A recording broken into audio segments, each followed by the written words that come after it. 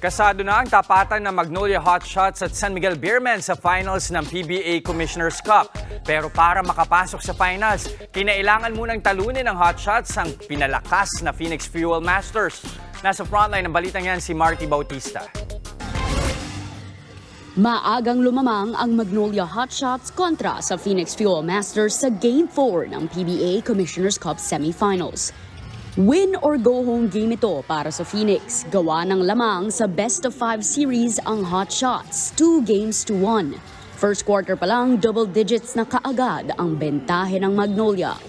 Nanatili ito hanggang sa bandang third quarter nang makalapit ang Fuel Masters at naibaba ang lamang sa dalawa. Yun nga lang, nagpakawala naman ng 7-2 run ang Magnolia para maibalik sa 17 ang lamang. Hindi na nakarecover ang Phoenix at natapos ang laro sa final score na 89-79. Nagbigay ng 20 points at 20 rebounds ang Magnolia import na si Tyler Bay. Nagtala naman ng game-high 21 points si Mark Baroka para sa Hotshots. Ayon kay Baroka, malaki ang naitulong ng maaga nilang paghahanda para sa conference. Yung mindset ko is sobrang hungry na talaga going to the finals. Kasi lagi kami sa semifinals. So mag 5 years na rin. Nagbunga na rin yung sinasabi ng coach na 10 months preparation, yung on tour. Sobrang laking ng pasalamat namin na sineryoso namin yan. Ito ang ika-32 beses na nakaabot ang Magnolia sa finals at ika-5 sa ilalim ni Coach Tito Victolero. Naghihintay sa kanila ang San Miguel Beermen na nilampaso ang Barangay Ginebra 3-0.